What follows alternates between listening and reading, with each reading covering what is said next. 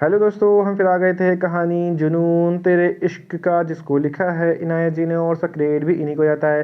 सो दोस्तों, हमारी इस कहानी के पूरे पूरे एपिसोड नंबर आपके 94 हो चुके हैं। हम देखते हैं आने वाले एपिसोड में क्या होता है। शुरू करते हैं एपिसोड नंबर 95 और देखते हैं आने वाली कहानी में क्या होता है। सनम दीवार से टिक लगा के खड़ी होती है क्योंकि उसे काफ़ी पेन हो रहा था। आरव की बॉडी उसे कम कंपेरिजन में काफ़ी स्ट्रांग थी और जो कल रात आरव ने किया था उसकी बहुत तो उसकी वजह से वो बहुत गुस्सा थी। उसने अपनी ओर से सब जेंटल ही किया था लेकिन सनम उसको झेल नहीं पाई। सनम दीवार से सहारे खड़ी थी क्योंकि उससे और चला नहीं जा रहा था। आरा सनम के पीछे ही आ रहा था। वो सनम की तकलीफ को देख के समझ रहा था लेकिन जो जो कुछ हो चुका उसको बदला नहीं जा सकता था। आरा बस सनम को ही देख सकता था और ध्यान रख सकता था। वो सनम के पास जाता, उसे अपनी गोद में उठा लेता। सनम भी बिना कुछ बोले चुपचाप अपनी बाहें उसके गले में डाल देती। आरा उसे रूम में ले जाते हुए धीरे से बोलता है, डॉक्टर के पास चले। सनम नाम से हिला देती है। आरा सनम को रूम में ले जाता है और बेड पर लेटा देता है और खुद उसके पास बैठ जाता है। आरा सनम का हाथ अपने हाथों में लेके बोलता है, बहुत तकलीफ हो रही है जान। लेकिन सनम अभी भी आरव से गुस्सा थी। वो अपना मुंह फेर लेती है और उसकी बात का कोई जवाब नहीं देती। आरव जानता था कि उसने इस बार सच में अपने गुस्से में बहुत कुछ गलत कर दिया, इसलिए वो खुद को कंट्रोल करके सनम को मनाने की कोशिश करता। वो फिर से सनम से पूछता है कि क्या क्या मैं तुम्हें डॉक्टर के पास लेके चलूं, लेकिन सनम अब भी कोई जवाब नहीं देती। धीरे धीरे रास्ते का सब्र टूटने लगा था लेकिन फिर भी वो खुद को कंट्रोल करके फिर से वही बात रिपीट करता है। लेकिन आज तो सनम भी जिद पे अड़ी हुई थी। आरव से जब और कंट्रोल नहीं होता तो वो सनम को सीधा लिटा के खुद उसके ऊपर आ जाता है। सनम की सांसें उसकी हरकत देख के आधी निकल चुकी थी। बाकी रही सही कसर आरव ने कर दी थी। बीवी, अगर तुमने अब मेरे सवालों को जवाब नहीं दिया ना तो मुझे कल रात की रिपीट करने ज़रा देर नहीं लगेगी। So let me tell. सनम को तो सनम को तो आरव से पहले ही डर लगता था और उसकी धमकी सुन के सनम की रही सही जान भी निकल गई। लेकिन फिर भी उसने अपने डर को छुपा कर बोलती है, डॉक्टर के पास जाके क्या बोलोगे। उसकी बात सुन के आरव एक डेरी स्माइल के साथ बोलता है, बोल दूंगा कल रात के वर्ल्ड कप में मेरी बीवी ज़्यादा टिक नहीं पाई और अब हार गई है तो उसे दर्द बर्दाश्त नहीं हो रहा। इतना बोल के सनम को एक आंख मार देता है। उसकी इस हरकत पे सनम गुस्से से पहले उठा के उसको मारने लगती है और गुस्से से बोलती है, कितने बेशर्म हो तुम। लोगों को लगता है कि तुम तुम कुछ नहीं बोलते। यहाँ मुझे ही पता है कि मैं तुम्हें कैसे झेलती हूँ। काफ़ी देर तक उन दोनों की खट्टी मीठी नोकझोंक होती रही। उसके बाद आरव सनम को एक पेन किलर देता है और दवाई के असर से सनम जल्दी ही नींद आ जाती है। आरव हीट वेटर बैग से सनम को रिलीव करवाने की कोशिश कर रहा था। आरा सनम की काफ़ी केयर करता है और रात भी उसे डिनर रूम में ही करवा देता है और यहाँ तक कि उसके लिए डिनर खुद ही रेडी करता है, अपने हाथों से ही खिलाता है। यहीं पे कहानी का एपिसोड नंबर आपका 94 कंप्लीट होता है, नहीं 95 कंप्लीट होता है। तो दोस्तों, मुझे लगता वक्त है तो मैं इसी में कहानी का एपिसोड नंबर 96 ऐड करता हूँ और देखता हूँ आने वाली कहानी में क्या होता है। शुरू करते हैं एपिसोड नंबर 96 और देखते हैं कहानी में क्या होता है।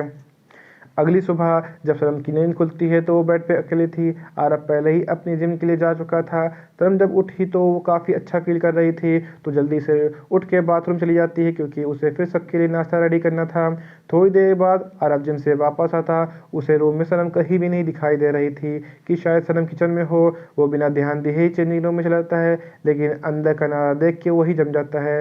अंदर सनम अपने ब्लाउज़ का हुक लगाने की कोशिश कर रही थी लेकिन आरव तो सनम की बैकलेस ब्लाउज़ और उसकी खुली कमर को देख के फिसल गया और आंखें फाड़े उसे देखे जा रहा था, या कहें तो उसे ताड़ रहा था। सनम आरव के अचानक आने से अपनी नज़र उठा के उसे देखती है और आरव को देख के उसके गाल शर्म से गुलाबी हो जाते हैं और वो फिर अपनी नज़रें नीचे कर लेती है। ये देख के आरव के फेस पे एक बड़ी सी स्माइल आ जाती है। वो धीरे धीरे सनम के पास जाता है और उसे पीछे जाके खड़ा हो जाता है। सनम अब भी वैसे ही खड़ी थी। आरव अपने हाथों से सनम की खुली कमर पर फिराते हुए ऊपर की ओर ले जाने लगता है। आरव की छुअन सनम की सांसें बढ़ाने के लिए काफ़ी थी। वो कस के अपनी आंखें बंद कर लेती है। आरव उसके ग्लव्स का हुक लगा के और उसकी डोरी बांध देता है और फिर अपने मुंह उसके कानों के पास ले जाते बोलता है, या अगर तुम ऐसा करोगी तो मैं खुद पे कंट्रोल कैसे कर पाऊँगा। सनम उसकी बात सुन के अपनी आंखें खोल के एक नज़र आरव को देखती है और फिर जल्दी से वहाँ से जाने लगती है। आरव उसकी कमर पे हाथ डाल के उसे रोक लेता है और उसे वहीं दीवार से लगा के सामने आ जाता है। अपना दूसरा हाथ दूसरी साइड रख देता है ताकि वो जा ना पाए और फिर धीरे धीरे उसके पास जाते हुए बोलता है, बीवी ये मेरे सवाल का जवाब नहीं हुआ। वो धीरे धीरे उसके चेहरे की ओर बढ़ रहा था और उसके होठ पे अपने होठ रखने ही वाला था कि तभी उसे याद आता है कि सनम की हालत क्या हो गई थी और अगर वो आगे बढ़ा तो फिर खुद पर कंट्रोल नहीं कर पाएगा, इसलिए पीछे हट जाता है। आरव के पीछे हटने से सनम को अजीब लगता है लेकिन उसे नाश्ते के लिए देर हो रही थी इसलिए वो निकल जाती है। वहीं आरव भी अपना मन मार के रेडी होने चला जाता है और फिर नाश्ता करके अपने ऑफिस के लिए निकल जाता है। वहीं दूसरी ओर आर्यन अपने ऑफिस में बैठा कोई फाइल पढ़ रहा था। वो जैसे से फाइल पढ़ रहा था उसके चेहरे पे खुशी आ जाती है। थोड़ी देर में वो फाइल पढ़ के टेबल रखता है और कुछ सही बात करते बोलता है, तो इसका मतलब मिस एंजल आरव की जान है। मज़ा आएगा इस बार तो खेल में। वही आरव अपने केबिन में बैठा आदिल को इंस्ट्रक्शन दे रहा था आर्यन पे नज़र रखने की और उसके मूव के बारे में जानने की। यहीं पे कहानी का एपिसोड नंबर आपका 96 कंप्लीट होता है। सो दोस्तों मुझे लगता है वक्त है तो मैं इसी में कहानी का एपिसोड नंबर 97 ऐड करता हूँ और देखता हूँ आने वाली कहानी में क्या होता है। शुरू करते हैं एपिसोड नंबर 97 और देखते हैं आने वाली कहानी में क्या होता है। आरव ने आदिल को ऑर्डर दिए थे आर्यन पे नज़र रखने के लिए। आदिल आरव की बात सुन के बोलता है, आरव क्या उसे पता है कि आर्यन इंडिया वापस आ गया है? नहीं, और मैं चाहता भी नहीं कि उसे इस बारे में कुछ पता भी चले। तुम भी ध्यान रखना कि उस तक ये खबर ना पहुंचनी चाहिए। पर अगर आर्यन ने उस तक पहुंचने की कोशिश की तो हम क्या करेंगे? जो भी करना पड़ेगा वो करेंगे, लेकिन इस बार मैं उसे उस तक पहुंचने नहीं दूंगा। वो ऑलरेडी बहुत कुछ झेल चुकी है और अब और नहीं, मैं भी कोशिश करूंगा कि आर्यन तक उस तक ना पहुंच पाए। इतना बोल के आदिल वहां से निकल जाता है और वहीं आरव अपने काम में बिजी हो जाता है। दूसरी ओर आर्यन अभी एक मीटिंग में बिजी था। वो मीटिंग करके कुछ देर बाद बाहर आता है और अपने असिस्टेंट रजत से बोलता है, मैंने तुमसे जो काम करने को बोला था वो हुआ या नहीं? पता चला कुछ? कहाँ है वो? आर्यन बोलता है, सर उनकी सारी इन्फॉर्मेशन को सिक्योर करके रखा गया है। बहुत कोशिश करने के बाद सिर्फ इतना ही पता चला है कि वो अभी अपने दोस्तों के साथ कॉलेज ट्रिप पे मनाली पता चला है कि वो अभी अपने दोस्तों के साथ कॉलेज ट्रिप पे मनाली में है और उनके साथ अर्नब सिंघानिया भी है। और आरव सिंघानिया ने उनके साथ बॉडीगार्ड की पूरी फौज रखी हुई है। उन तक पहुंचना इम्पॉसिबल है। हमारे बॉडीगार्ड तो उनकी एक फ़ोटो भी क्लिक नहीं कर पाते। इतना बोल के रजत चुप हो जाता है। उसकी बात सुन के आर्यन कुछ देर खामोश रहता है और फिर आगे बोलता है, चल रेडी करो, हम मनाली जा रहे हैं अभी के अभी। रजत अपने बॉस की बात सुनकर हाँ में सराहता है और वहाँ से निकल जाता है। उसके जाने के बाद आर्यन अपनी टेबल से एक फ़ोटो डाल लेता है और उसे खुद के सीने से लगा के और बोलता है, बस अब बहुत हो गया जान, अब मैं वापस आ गया हूँ। अब मैं अपनी सारी गलतियों को सुधार लूँगा। पहले जो भी हुआ तब मैं कुछ नहीं कर पाता क्योंकि सब मेरे अगेंस्ट थे, सारे प्रूफ मेरे खिलाफ थे। लेकिन अब मैं सब कुछ ठीक कर दूँगा और तुम्हारे हर आंसू का हिसाब भी लूँगा उन सब से जिसने भी मेरी जान को रुलाया है। मैं आ रहा हूँ तुम्हें हमेशा के लिए अपना बनाने के लिए। आर्यन केबिन का डोर नॉक होता है और अंदर आके बोलता है, सब कुछ रेडी है सर, चलिए तुम चलो, मैं आ रहा हूँ। आर्यन बोलता है। रजत के जाने के बाद आर्यन उस फोटो पे एक सॉफ्ट क्लिक करता है और बोलता है, मैं आ रहा हूँ मेरी जान, इंतज़ार करना। और फोटो को वहीं टेबल पे रख के अपना कोट लेके निकल जाता है।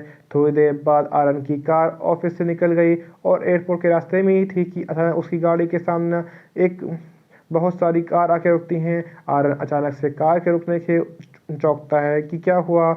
रजत उसे जवाब देता है, सर बाहर देखिए। आर्यन बाहर देखता है और फिर मुस्कुराते हुए कार से निकलते हुए बोलता है, ओह तो साले साहब आ गए हैं, उनका वेलकम तो करना ही पड़ेगा।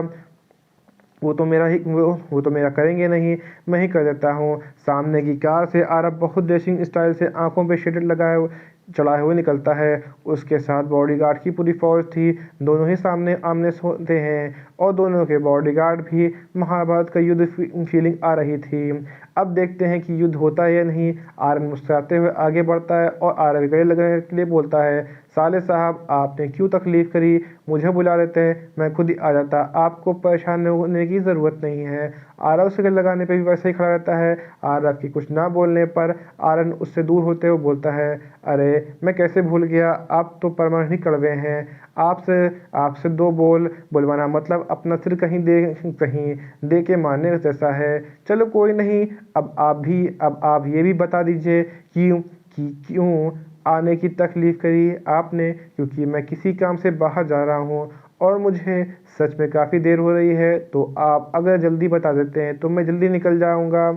आरव उसकी बात सुन के गुस्से से दाँत पीसते हुए बोलता है, दूर रहो उससे, वरना मैं क्या करूँगा मुझे भी नहीं पता। इस बार मैं उसे कोई तकलीफ़ नहीं दूँगा। तुम्हारी वजह से अगर उसकी आँखें भी नम हुई ना, तो अगर तुम्हारी वजह से तो मैं ज़िंदा गाड़ दूँगा। आरव की बात सुन के आर्यन मुस्कुराते बोलता है, वो मेरी है और उससे मिलने के लिए मुझे किसी की परमिशन की ज़रूरत नहीं है, आपकी भी नहीं साले साहब। और रही बात उसे तकलीफ़ देने की, तो मैं आज भी वही करूँगा जो तब और रही बात उसे तकलीफ़ देने की, तो मैं आज भी वही कहूँगा जो तब कहा था। उसकी आंखों में गिरा हुआ है एक आंसू मेरे सीने पे हज़ार वार करता है। मुझे भी उतनी ही तकलीफ़ होती है जितनी आपको साले साहब। यकीन मानिए उस दिन भी उस दर्द की वजह मैं नहीं था, पर अफ़सोस किसी ने मुझ पे यकीन ही नहीं किया। और फिर उसी आंखों में दिखाते हुए बोलता है, मेरे दोस्त ने भी मेरा यकीन नहीं किया। एक बार ठीक से पता किया होता तो आज हम यूँ अजनबियों की तरह नहीं मिल रहे होते। और जो भी हुआ हो चुका है मैं उसे बदल तो नहीं सकता, लेकिन अब वही होगा जो मैं चाहता हूँ और मुझे रोक भी नहीं पाओगे। इतना बोल के आर्यन अपनी कार में बैठ के वहाँ से निकल जाता है। उसके जाने के बाद आरव के फेस पे एक डेविल स्माइल रहती है और मुस्कुराते हुए आदिल की ओर मुड़ के बोलता है, चलो आदिल, आग तो लगा दी हमने, अब आगे काम ये खुद ही कर लेगा। और आरव अगर कुछ गलत हो गया तो आदिल उससे पूछता है, नहीं कुछ गलत नहीं होगा, ये खुद मर जाएगा, उसे कुछ भी नहीं होने देगा। जब तक ये मनाली से आता है तब तक तुम प्रूफ ढूंढो। ठीक है मैं करता हूँ, आदिल उसे जवाब देता है। उसके बाद वो भी अपनी कार में बैठ के निकल गए। थोड़ी देर के बाद आर्यन की कार एयरपोर्ट पे थी और वो अपने प्राइवेट जेट में बैठ के मनाली के लिए निकल गया। कुछ देर के सफ़र के बाद आर्यन की फ्लाइट लैंड होती है और वो अपनी कार में बैठ के अपनी मंजिल की ओर निकल जाता है। कहाँ है वो, उसने रजत से पूछा। सर वो होटल पैराडाइज में रुके हैं। ठीक है हम भी उसी होटल में जा रहे हैं और बाकी काम हुआ जो मैं तुमसे बोला था। सर सब काम हो चुका है, आप फिक्र मत कीजिए, थोड़ी देर में वो लोग होटल पहुंच जाएंगे। होटल के मैनेजर खुद ही उसके वेलकम के लिए आता है और साथ ही उनके साथ कुछ टीचर वो स्टूडेंट भी थे, क्योंकि आर्यन कॉलेज ट्रिप को ज्वाइन करने वाला था एज ए चीफ गेस्ट। रजत ने पहले ही सारा इंतज़ाम किया हुआ था। वो लोग आर्यन का बहुत अच्छे से वेलकम कर रहे थे। सारी लड़कियां तो आर्यन को देख के सारी लड़कियां आर्यन को देख के ही अपने सजा रही थीं, क्योंकि आर्यन काफ़ी ज़्यादा हॉट था। लेकिन वहीं आर्यन की नज़र तो किसी को ढूंढने जा रही थी जो वहां से दिख ही नहीं रही थी। आर्यन रजत की ओर घूर के देखता है। रजत उसके पास आके धीरे से बोलता है, सर थोड़ा तो वेट कीजिए, वो यहीं है। इतना बोल के रजत चुप हो जाता है। उस कॉलेज ट्रिप में जो हेड थे वो आर्यन के पास आके बोलते हैं, मिस्टर खन्ना, आप जा आपका यहाँ आना बहुत बहुत शुक्रिया, जो आप यहाँ आए और हमारे इस स्टूडेंट को बहुत मोटिवेशन मिलेगा। और उनकी बात का जवाब मुस्कुरा के देता है, हम लोग शाम को बाहर टेंट पे लगाने वाले हैं, अगर आप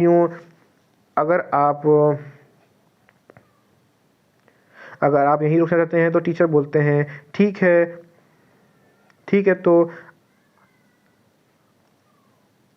एक सेकंड कुछ गलत लिखा हुआ है।